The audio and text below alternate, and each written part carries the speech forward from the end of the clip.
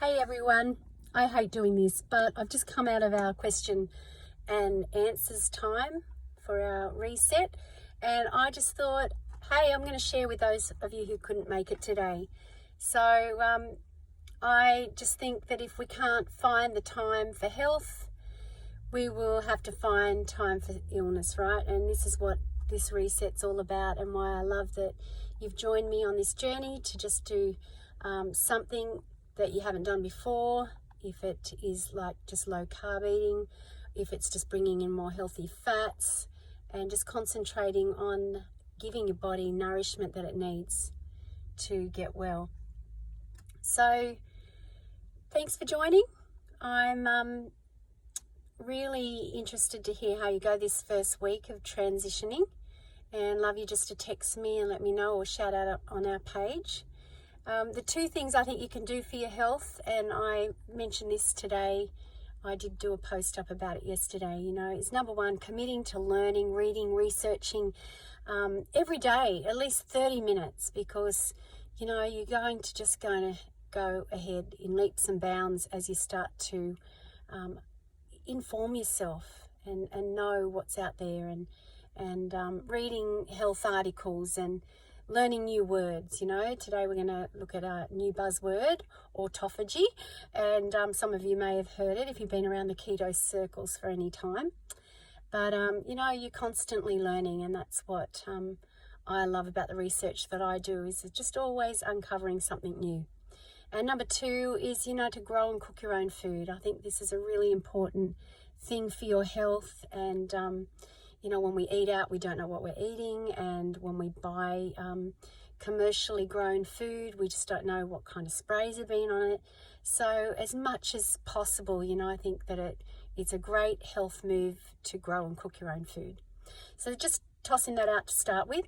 What I really wanted to cover today is a little acronym using the word reset, so RESET. And tell you what this stands for. I sat in bed last night just putting pen to paper, and I want to tell you what you are doing. So in resetting, you can take a notebook out right now if you'd like, and just write these down. Your first letter R is for reclaim the life you should be living. So we talked about this in some detail today. And to reset means to return to a former condition. So when was that last time that you felt energy, that you felt vitality, that you felt alive, that your body just felt like running? Take yourself back to that place and just think about this time of reset is you are on a journey to return to that place of well-being. And there are many people living free from disease into their 90s. So we talked about some of those people today. It's just,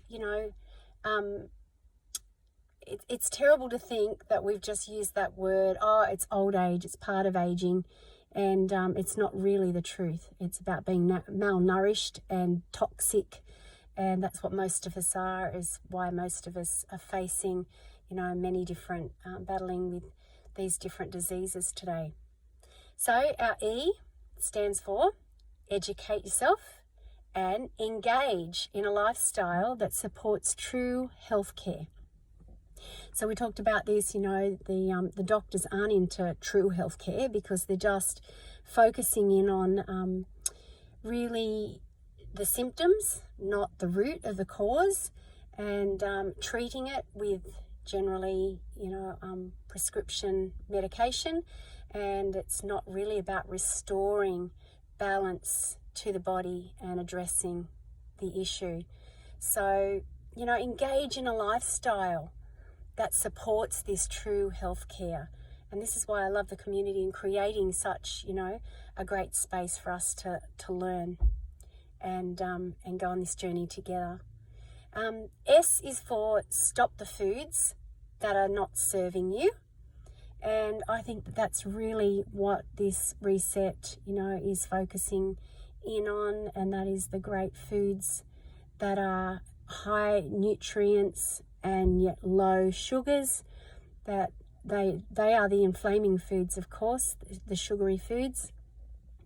And we all know that, processed dairy and our grains and a lot of even our root vegetables are quite high in sugar. So this is where we're focusing on those real low carb ones to allow our body to go into a, search for the fat in our system and to switch over from consuming sugar as fuel into consuming fat as fuel instead. E, the second E in reset is eat less often.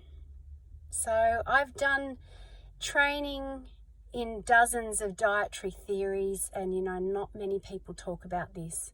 And this is where intermittent fasting can come into play, and it's great to be able to eat in a way that you are fueled and satiated and able to go longer periods. So this is where I've been teaching, and any of you that have had your one-on-one with me, I've tried to encourage you to close your window, your feeding window, and just allow the detox to take you further. So if you're used to getting up in the morning and eating at 7 o'clock, push it out to 9 o'clock. Have more water, have more, more sustaining, having your electrolytes. Some people might like to have, their salt in their water, still putting their lemon juice and apple cider vinegar, etc. But just pushing that window and then closing the other end. So, a lot of people are doing their 16-8 fast, so 16 hours of fasting, 8 hours of eating in a day. Sometimes I'll go 21 hours and just do 1 hour a day where I eat.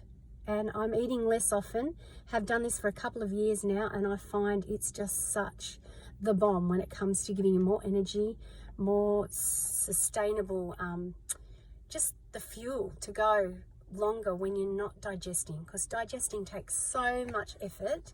It's like a marathon, and let's face it, most of us just wake up and we're eating to live. And instead of is that the other way around? Yep, you know what I mean. And the last letter is T for try some new strategies, health tools that you have not done before.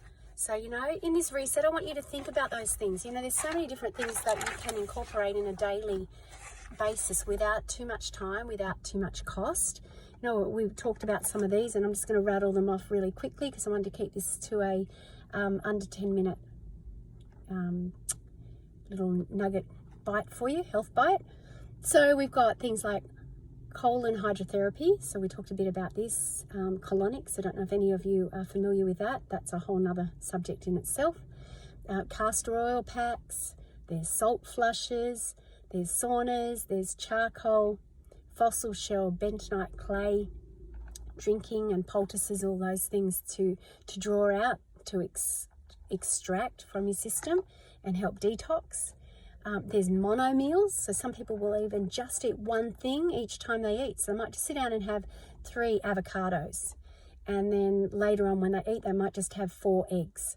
So mono meals means your body's not having to digest multiple things. It's just easy for your system, and often people with compromised guts find that that's a lot better than having a big, variety of foods to sit down and eat. And then you've got your intermittent fasting. So this is a tool. This is something that goes hand in hand with what you're choosing to eat. It's how you're choosing to eat, what time frame you're choosing to eat. So I'd encourage you, some people will do this, learn to build up their, to go longer fasts and do block fasts, but some people will just do it 1 day a week and have 5 normal days. So you can vary it however you like. We're going to go into more detail into this as the time approaches. So I'm really looking forward to next year leading some juice fasts and some water fasts, and really teaching people the power of fasting, because I think that when it comes to achieving good health, there's one word we all need to be familiar with, and that's autophagy. So this is the word of the day. Okay, you can look it up, but autophagy is where the body goes into recycling old cells and it can only do that in a fasted state. So I'd say start practicing on a daily basis to get in a longer fasted state, and then let's look together as maybe doing a 1 day a week water fast or juice fast. You can do either, and building up, because I'd love to in January lead a 5-day fast, minimum of 5 days. I'm currently on the end of my day 2 of a water fast, and I had my salt water, feeling great, just supported myself over the last 2 days. And I think, this is really powerful, where your body can just get into a deeper level of healing. And yeah, that's really what I feel is key today, because the word feast or famine, we are doing feast or feast. We're not actually having a break like our ancestors, where they would only have food so many days and then they go without. And some call, they've got different terms for the diets that do these little periodic fasts. There's the lion diet. I just shared this with the girls today. If you don't get an idea of what that means, lions, they will attack, they'll feast, they'll have, sometimes the whole family eat this carcass for hours, and then they'll go days before they eat again. So, they feast and then they famine. And this is what our body has been genetically, culturally, designed to do over the years. And then, come the turn of the century, where, food became readily available. 60 years ago, supermarkets popping up everywhere. We could have access to anything, any time of the year. So there's my little clip for those who missed out on today, is just looking at the word reset, looking at the word autophagy, and then just starting to get your head around the power of intermittent fasting. And then, of course, we can go into periodic fasting and block fasts. So I'm looking forward to getting some information together and giving a little seminar on that in the coming weeks. So stay tuned. Love you guys. See ya.